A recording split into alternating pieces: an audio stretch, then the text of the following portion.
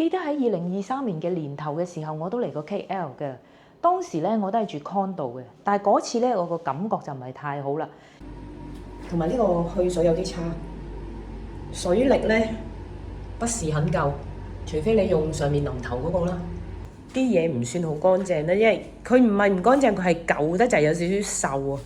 因為佢嘅價錢，我記得都200零300蚊啦。咁佢咧就話佢喺市中心，但係個交通咧就非常之唔方便嘅。咁咧唔方便到係點咧？就算你行路出去都好啦，佢可以俾你行個位咧就好窄好窄，唔係真係有條行人路咯。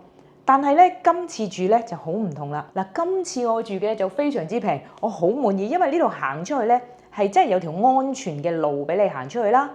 咁然後咧行出去之餘咧，10分鐘到有餐廳。咁同埋呢度咧係屬於 KL Central。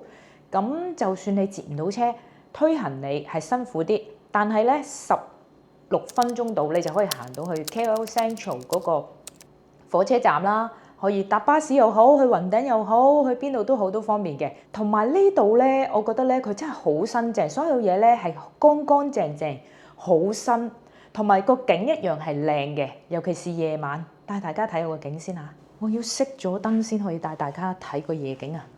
哇，好靚啊，係咪啊？雙子塔都睇到，睇唔睇到？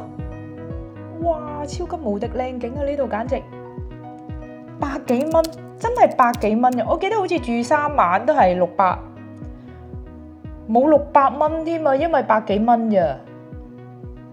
帶大家睇下呢度嘅環境啊，房咧就唔係好大，但係咧真係乾乾淨淨、絲絲正正嘅。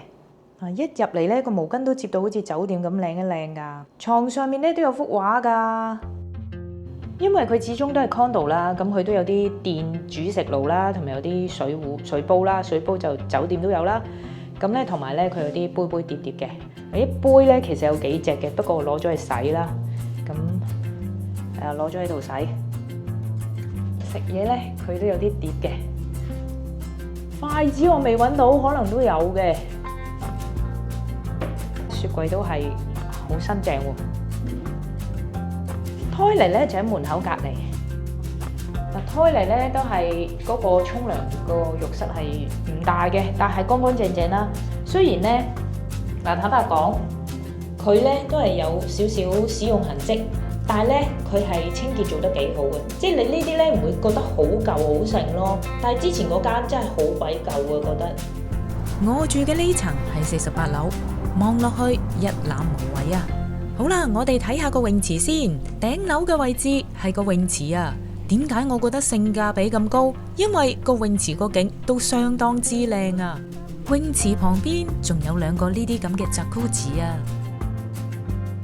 唔止泳池啊，呢度仲有好多設施好正噶。等我游完水再帶大家去睇下。泳池落一層呢，就係 gym room， 呢個 gym room 都幾大噶。我要加快6倍先行得完。最後嚟到我最中意嘅 Sky Garden 啊！呢個空中花園呢喺30樓。當我喺個房度剪片剪到攰賴賴嘅時候，上嚟唞一唞 hea 一 hea， 哇！即刻爽晒啊！你睇下，仲有吊床添啊！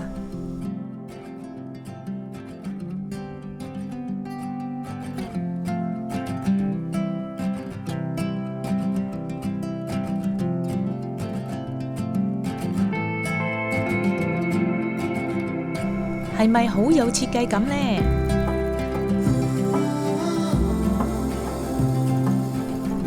呢一層仲有自助洗衣機啊！入完錢洗下衫，乾完拎返走，正啊！